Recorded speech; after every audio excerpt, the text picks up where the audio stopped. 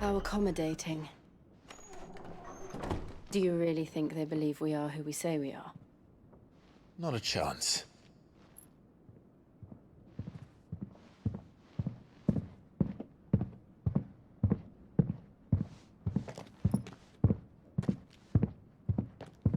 Alright, I guess. My uncle believes we're imposters here to rob him. And means to string us up himself.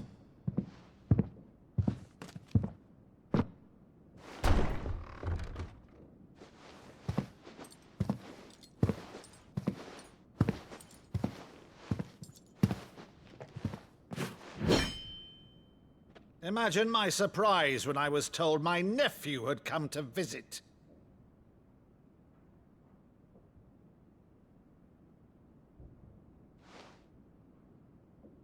Clive Rosefield died long ago. And for uttering his name here, you shall pay with your tongue!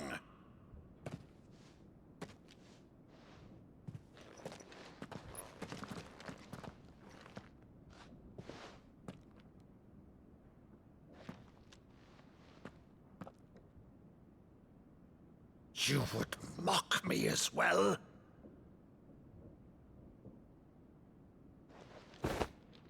It is I, Sir Crandall of Camelot, loyal servant to her serene holiness, Saint Sybil the Unshod.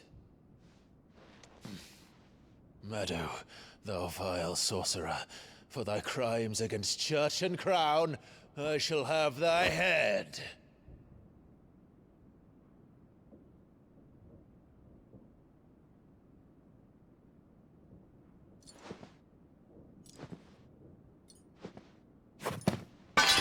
Curse thee, infectious flax wench.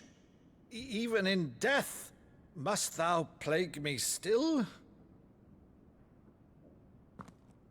Very well. I shall open the gates of hell, that thou might see thy charge once more.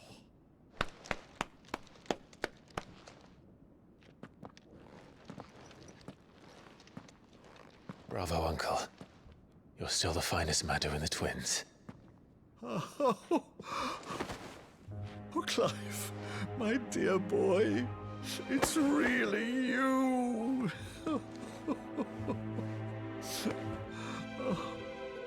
You always were fond of that scene from The Saint and the Sanctuary. Never did let me play Sir Crandall.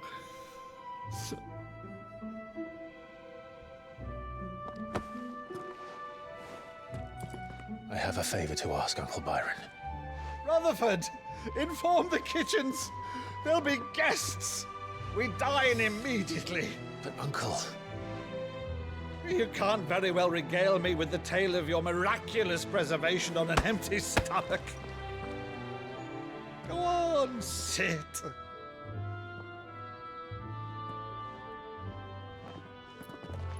See that you use the good plates, Rutherford.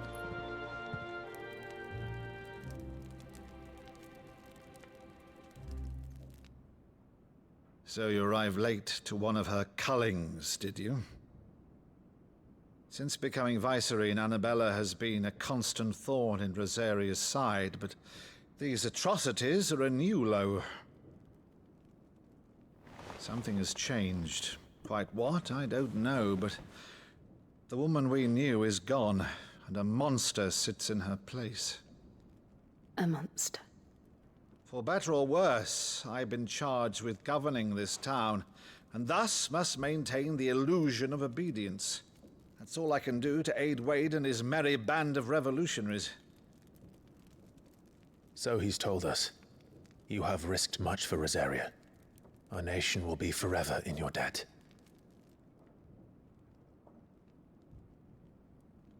It has been 20 years, Clive. The nation your father and your forefathers fought to defend is no more. Perhaps it would be otherwise had I the courage of my brother.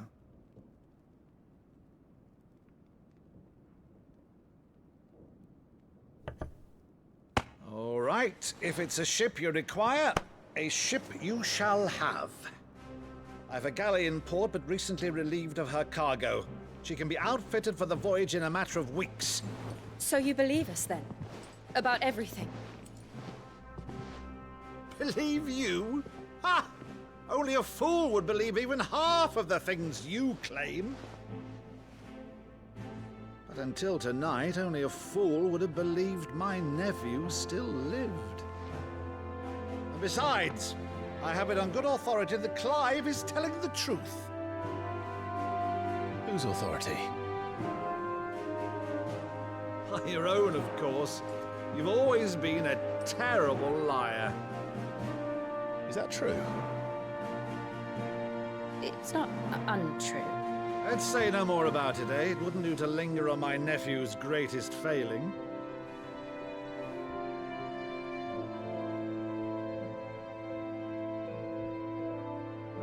The one thing I cannot believe, though, is all this about you being Sid.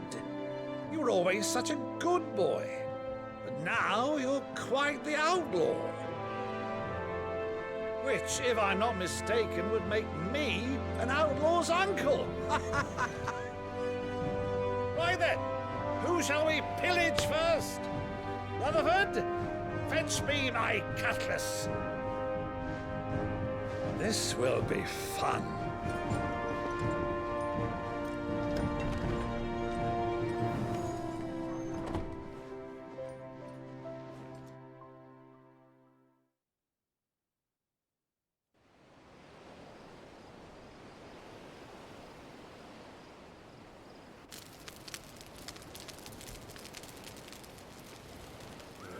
Over there. Go on. She's a fine ship, isn't she? Once outfitted, she'll bear us across the boiling sea to Drustinus in the space of 3 days.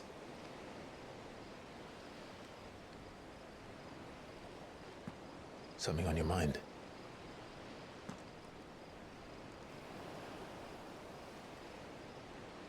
Monsters. When I served the Iron Kingdom, I did so because I saw no other choice. Because once they learned that the lash would not move me, they turned it on those who could.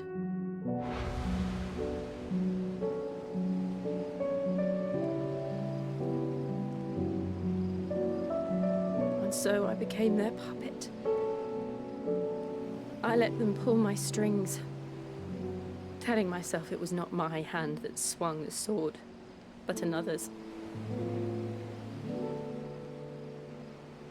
I removed myself from the truth so I wouldn't feel the pain it caused.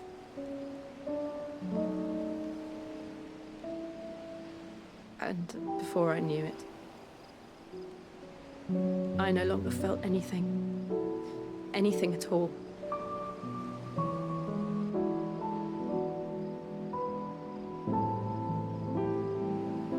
I had become a monster.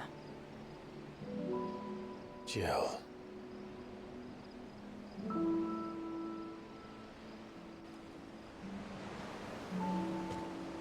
I don't want to be a monster, Clive. Do you understand? I want to choose a different path, a better path. To live on my own terms. But before I can do that, I need to come to terms with my past.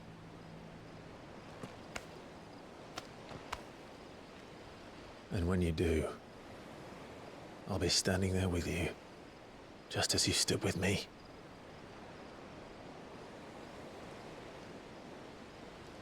Thank you, Clive. I must atone for my sins. Only then, when it's done, will the monster cease to be. Just promise me that you won't die with it.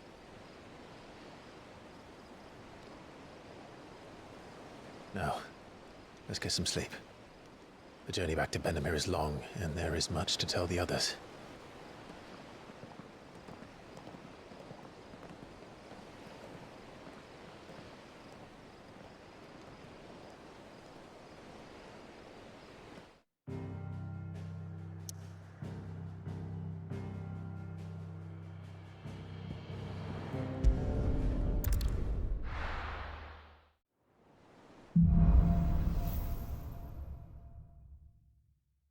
Only the Founder knows what awaits us in the Iron Kingdom. But Vivian could probably make an educated guess.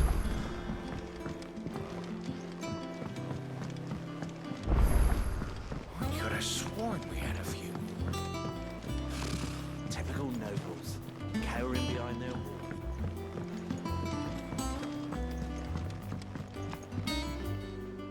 Back again, Lord Rosfield. I'm touched that you should find me such good company. It is not your company, but your counsel that I seek on this occasion. Ever the charmer. What will it be today, then? The Iron Kingdom. I need to know what to expect. You'll soon be setting sail for Drake's Breath, then, I take it. The mother crystal that rises from the boiling sea. There was a time when a true-blooded Rosarian had only to brave the waves to visit it. But then the Ironblood made their move.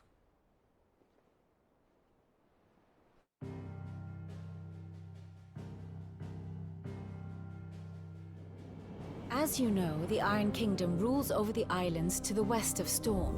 Or rather, its church does. But this is not the pragmatic approach to state religion employed by the Holy Empire to manipulate the masses. No, the Iron Kingdom is the literal embodiment of the crystalline orthodoxy. And so, if one is to understand it, one must start there.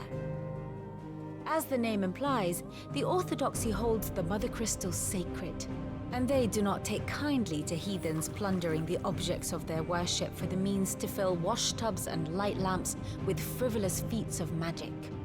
Indeed, the faithful consider ether a sinful thing, a poison no less.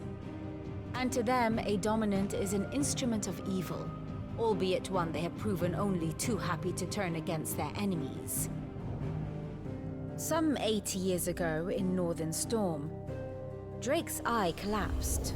Soon after, in pursuit of ether, and with the Blight at their backs, the Northern Territories descended upon the Grand Duchy of Rosaria. And when the Shields of the Flame marched north to meet them, the Iron Kingdom spied an opportunity. A few short days later, the Crusaders landed on the island of Mount Drastanus, home of Drake's Breath, and plucked it from the Duchy's grasp. Rosaria tried to reclaim it, of course, but to no avail. I doubt more than a handful of Duchy men have set foot on its shores in your lifetime. Nor are they like to again, under the Empire's stewardship, meaning the Iron Blood will keep their island, and with it, the foothold they need to march on mainland soil when next they spy an opportunity.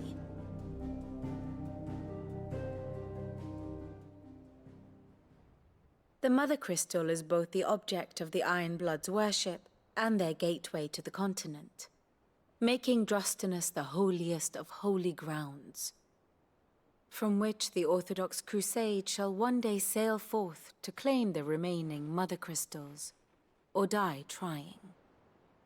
My father and my grandfather both traded blows with the Iron Blood for control of Drake's Breath.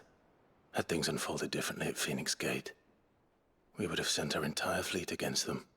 But instead, they sent their fleet against Rosaria, sacked the capital, killed the men, and captured the women, including Jill. I'd say you'd be forgiven for wanting a little revenge, Clive. My only aim is to destroy the Mother Crystal. But thank you all the same. Not much else to do here. Let's see if Jill's ready.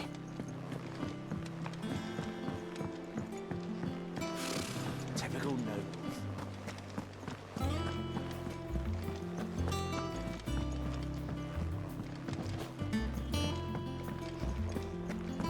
It'll be over soon. You ready? I think so. Jill,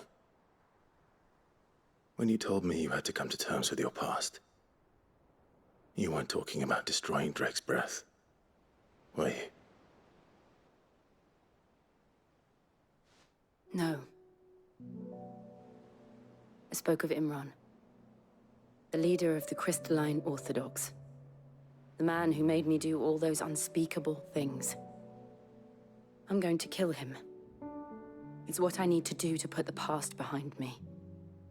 What I need to move forward. And I know that I can do it. If you're there beside me. Always. And I'll be beside you, too. We'll bring down the Mother Crystal together. All while Sid looks on. We'll make him proud.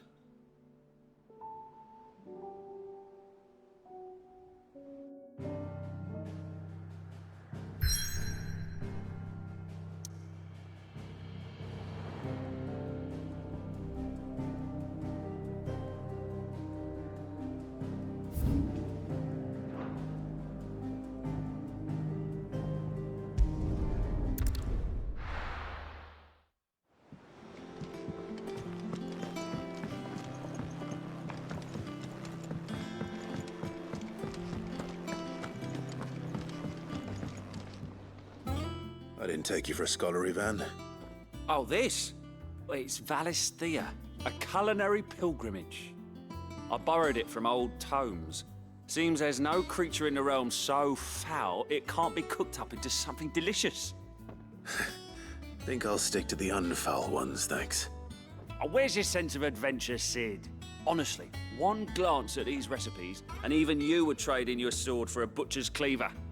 From spit roasts to sweetmeats, this book has them all. What I wouldn't give to bring these recipes to life. If it's my blessing you're hoping for, then by all means. Well, I'm no hunter, Sid. The first tunnel worm I came across would be the death of me. But you're made of sterner stuff. Would you help me resurrect one of these recipes? Something tells me you won't be taking no for an answer. Fine, I'll help. Fantastic! Thank you. So, dare I ask what's on the menu? Chance's Stew. It was once a favourite among the gourmands of Oriflamme, if the author is to be believed. Though Molly's never heard of it. The only problem is that while the recipe is extremely detailed in most respects, it's infuriatingly cryptic as to the main ingredient. A beast, no doubt. Most likely something that would make easy work of a simple cook with more broth than brawn, but unwanted violets. I've no idea what they might be.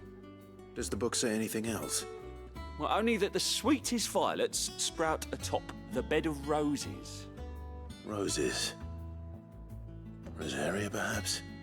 One of the butchers in Martha's Rest might know something. I'll ask next time I'm there.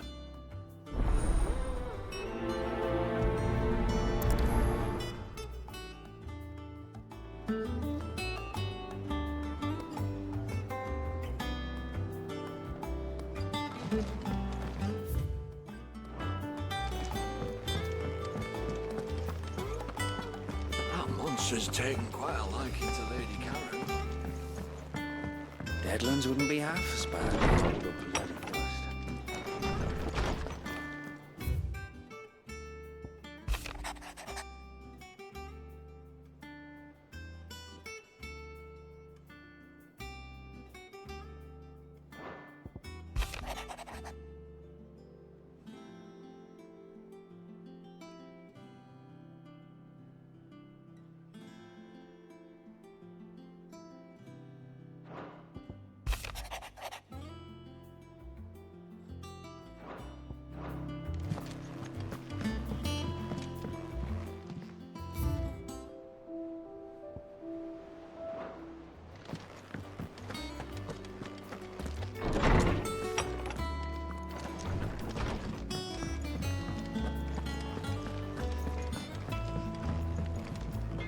Back, are ya? And?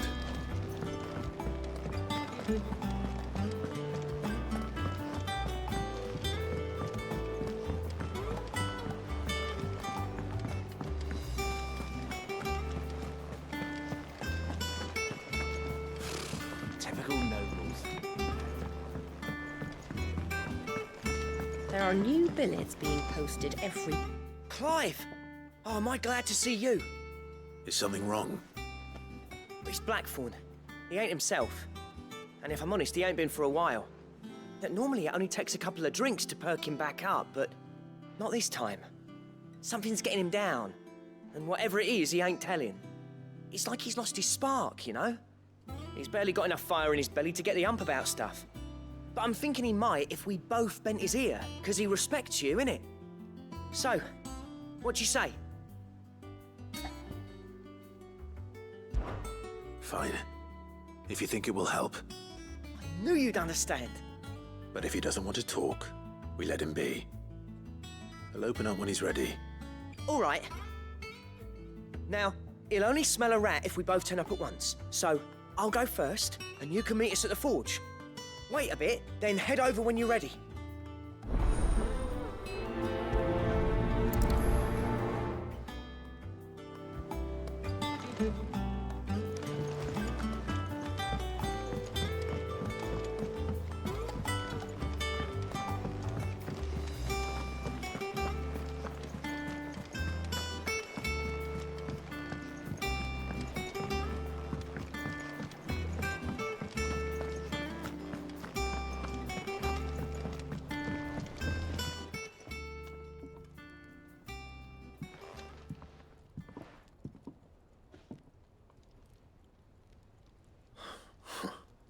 First August, and now you. What you pair up to?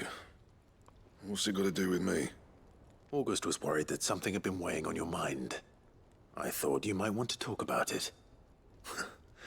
Did you now? I told you not to stick your nose in my business.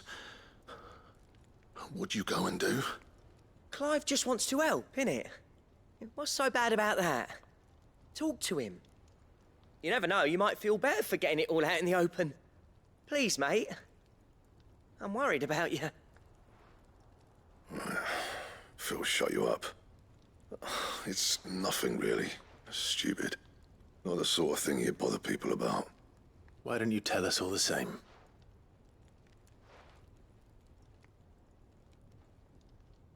Karen and I have an arrangement. I keep an eye on Goots, and she shows me what the competition's up to. Interesting arms and armor, things like that. Anyway, the other day, she shows me a cuirass she's come by. Masterpiece of level work. Light, supple, and tougher than it had any right to be. Made my stuff look like heavy, clumsy shit. I should have brought the bastard thing there and then just to study it, but I was too proud. Now, every time I reach for my hammer, I'm reminded that I'm not the craftsman I thought I was. There. You happy? You got what you came for? Now piss off. All right. We're going.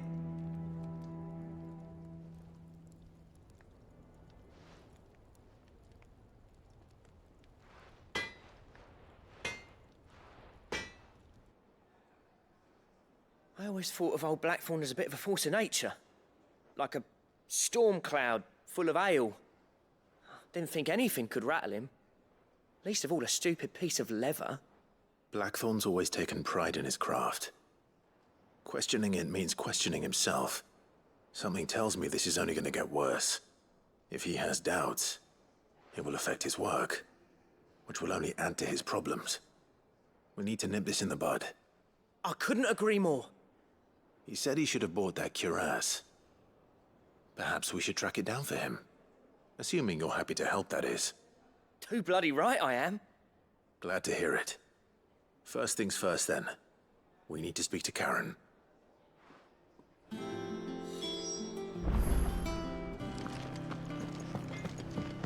That monster's taken quite a liking to Lady Karen. Karen, do you have a moment? Blackthorn mentioned that you'd recently come by a leather cuirass. An exquisite example of the craft, from what he told us. And he ain't been himself since he saw it. So we thought we'd buy it for him. Sorry, sold it already. Didn't think Blackthorn cared for it the way he turned his nose up. But it was nicely put together, that's for certain. Even if the bloke who made it is a bit of an odd one. Happened across him on my travels. Makes all his stuff to order, but the fella who commissioned it refused to pay. He didn't like the colour of summit. So I took it off his hands for a fair price. You don't know where we might find him, do you? Like I said, he's a bit of an odd one. Doesn't even have a workshop. He don't trust hunters neither, which means he spends as much time out tracking beasties as he does working their hides. I see. He did tell me something, though. Apparently, his next commission's for a set of griffin hide greaves. Here, there's a griffin on the hunt board. The curse breakers were placing bets on who'd bag it. Now, where the bleeding hell was it sighted? Somewhere in Sambrec, maybe... Care Northern, that was it. Thank you, Karen. We'd be lost without you. At least you admit it. So, it sounds like going after that griffin might be the best chance we have of finding our roaming leatherworker. I'll leave the hunting to you if you don't mind. While you get on with that, I'll ask around the markets. See if I can't sniff out who he is and where he's hiding. Good idea. Hopefully one of us will be able to track him down.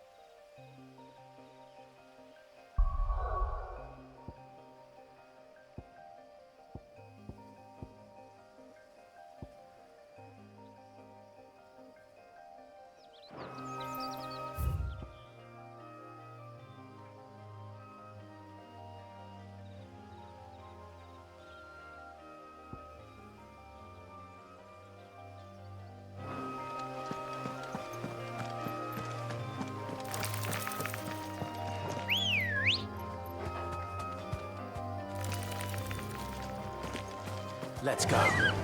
Faster!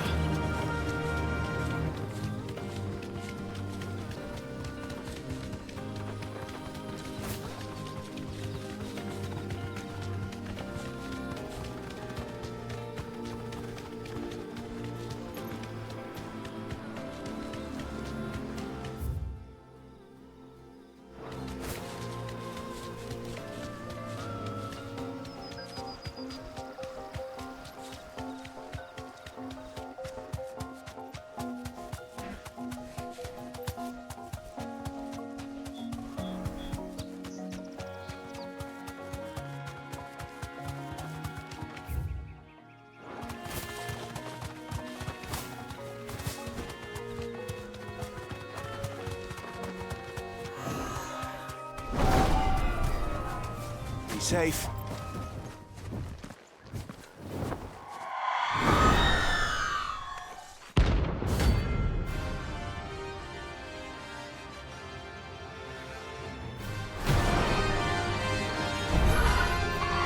That's what I think it is.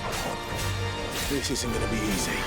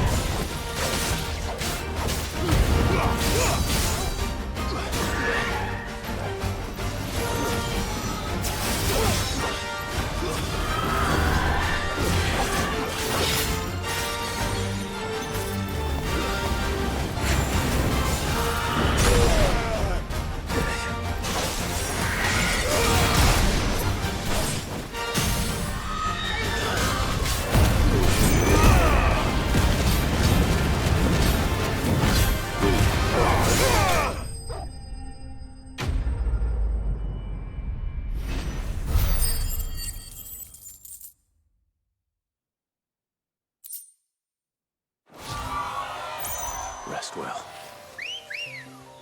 I know I will.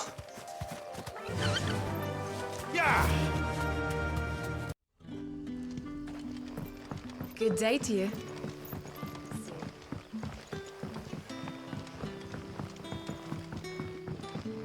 The crystals we get from the tail are all but worthless. It's not just the crystals. Bearers are having trouble with their magnets as well.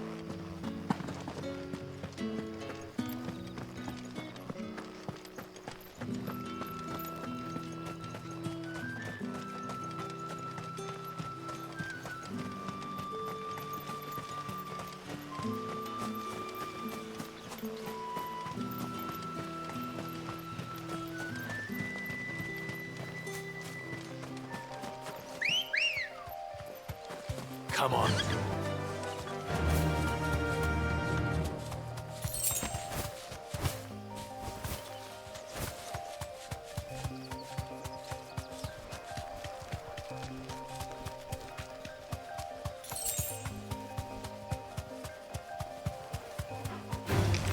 Time to fight.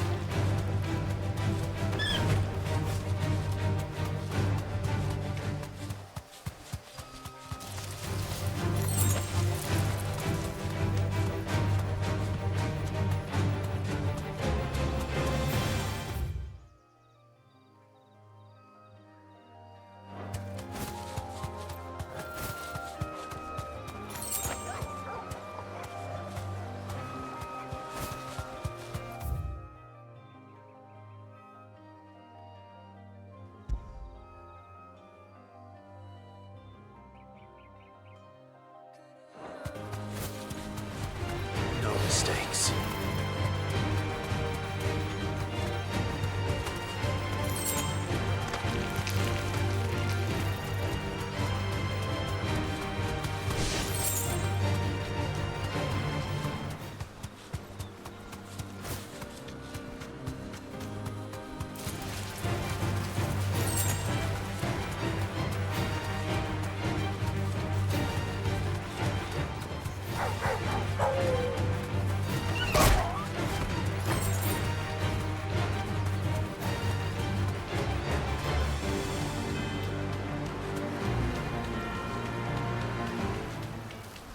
Griffins don't exactly make for easy prey. Let's hope our craftsman hasn't bitten off more than he can chew.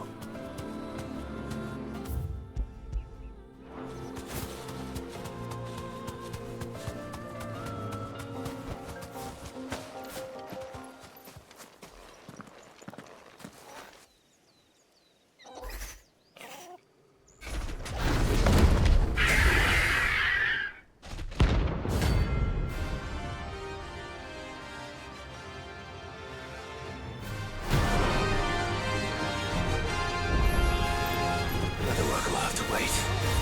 Torgal, look sharp.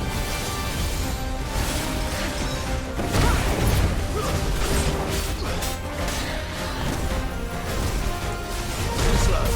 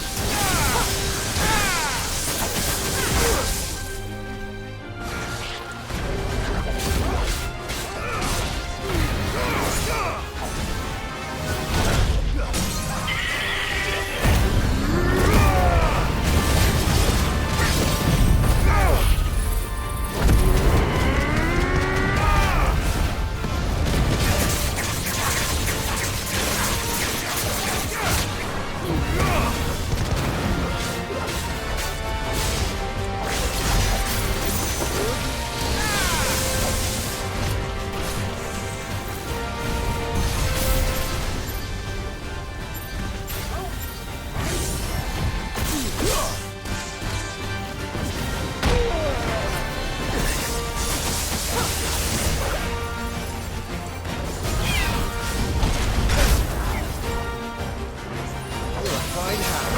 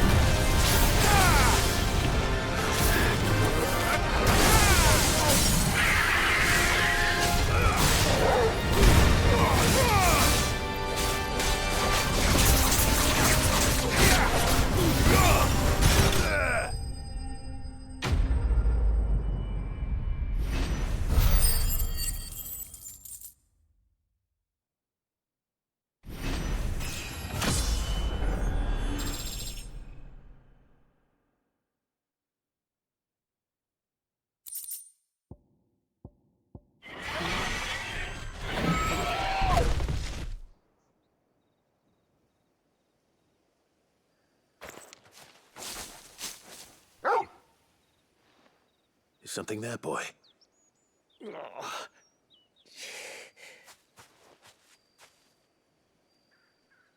Could that be our man?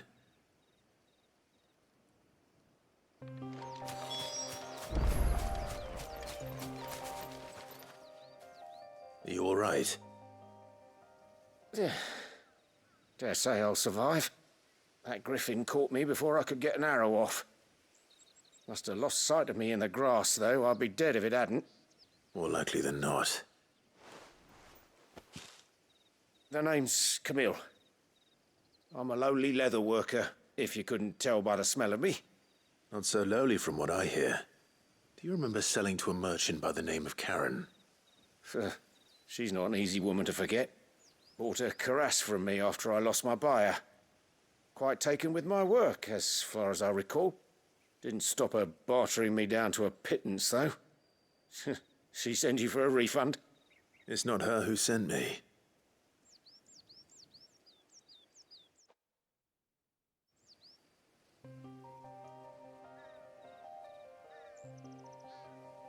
Well, consider me flattered.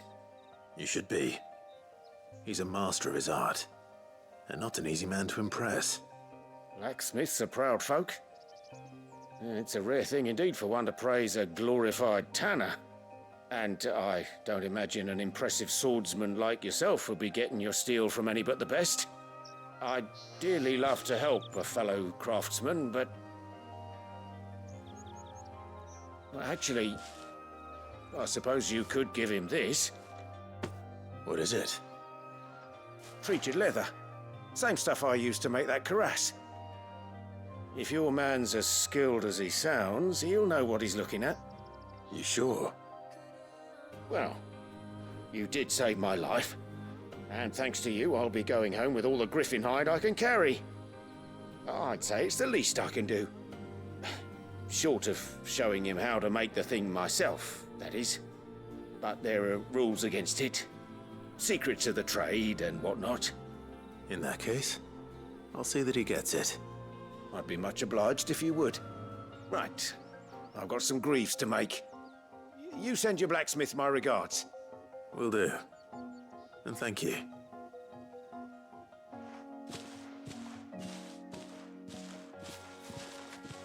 Hopefully this will sweeten Blackthorn's mood.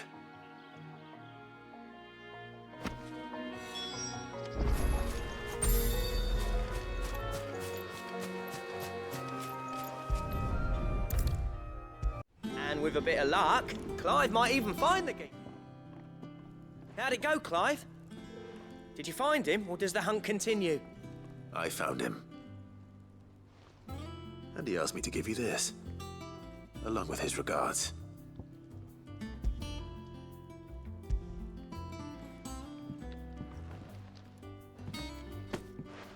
You're joking.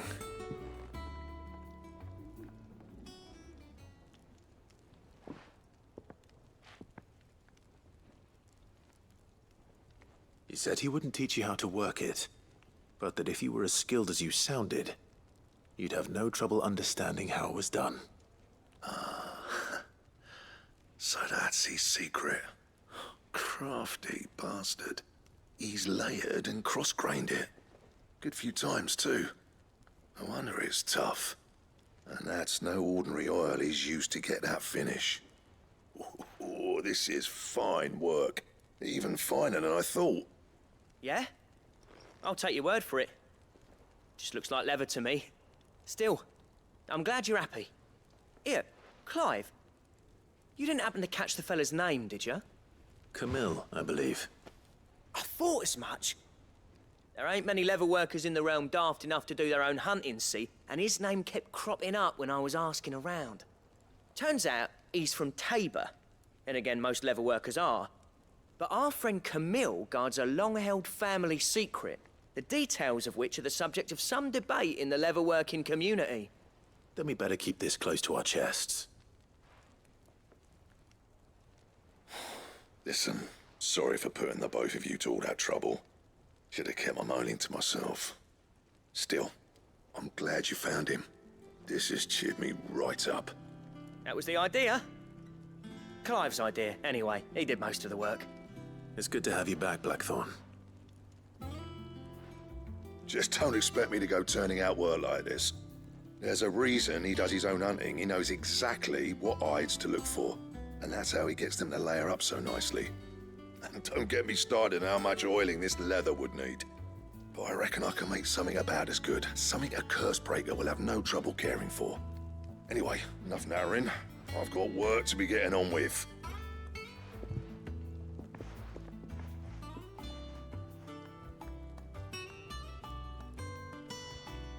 Looks like we won't be needing a new blacksmith. As if there was a better one out there. Nah, it wouldn't have been the same anyway. No one spins a yarn like old Blackthorn in his cups. Right, now that's sorted, I've got duties to attend to. Thanks, Clive.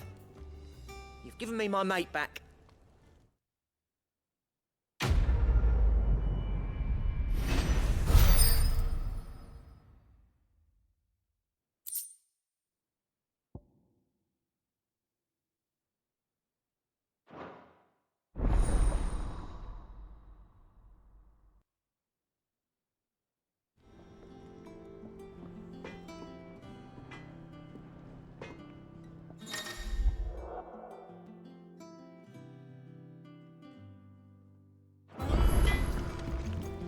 Clive? Want something for you, dear?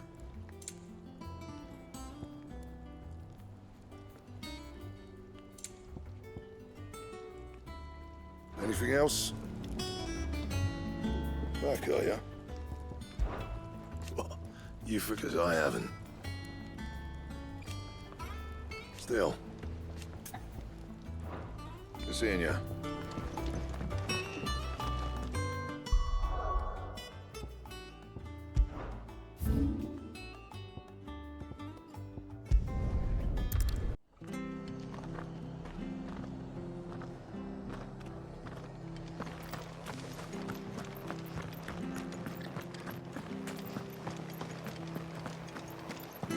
Thank you for sticking with us.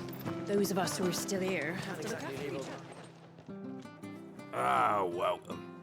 Times may be hard, but if you got the gill, I got the goods. What can I do you for? Unwanted violets, if you have them. Though I'd gladly settle for learning what they are if you don't. Why, I haven't heard folk call them that since I was a lad. You're looking for scorpion tails. Unwanted violets is what folk used to call them back in the day. They turn a wicked purple when you boil them up. Hence the name. Used to chuck them in the pot when there weren't nothing else on offer. When there was a war on, that sort of thing. Thankfully, times aren't yet as hard as that.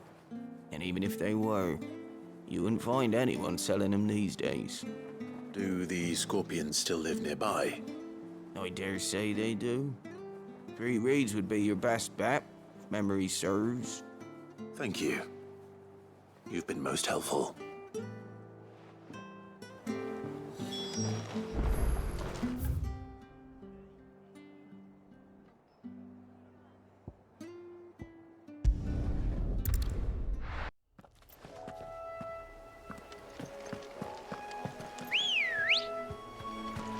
Come on.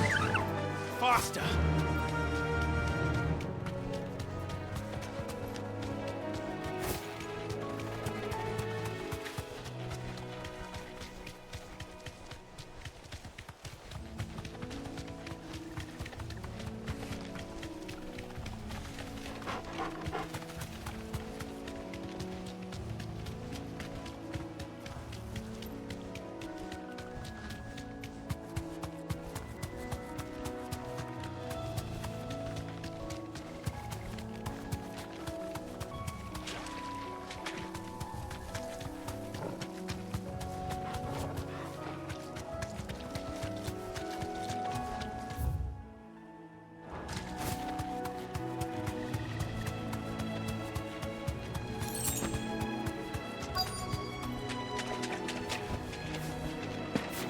Scorpions.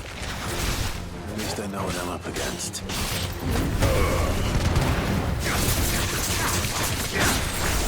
Nice try.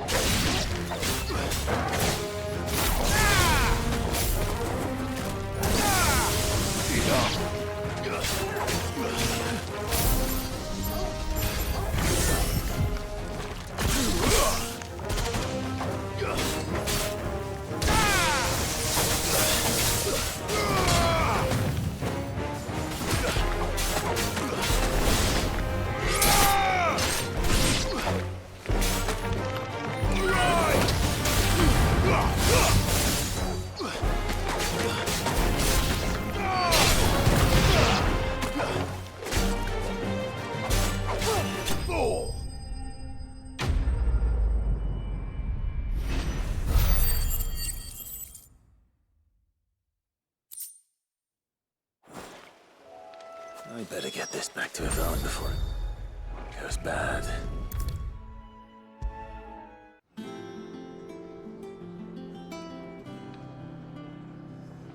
Did you find our mystery ingredient?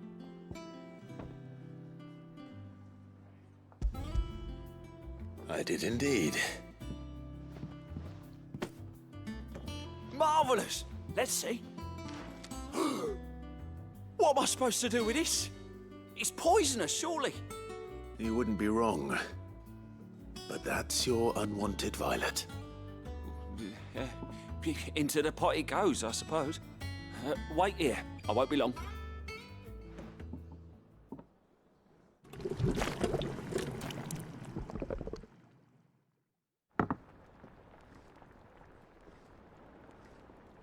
I present Chance's Stew, risen once again from the ashes of obscurity. Grab a spoon, Sid. Let's eat while it's hot. I'm, not hungry. Well, it'll be too late once I've licked the bowl clean. Your loss.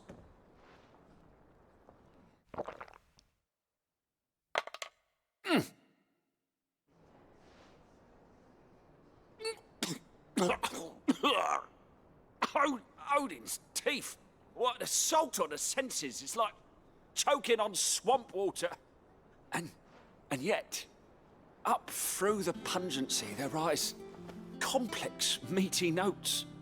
It takes a moment to recover from such an onslaught of flavors, but never have I tasted anything so fine. Thank you, Sid. Thank you. You're, welcome. I must share this gift. I won't rest until a steaming bowl of Chance's stew sits before everyone in the hideaway. A single mouthful, and Molly will be breeding scorpions of her own. I'm sure she will.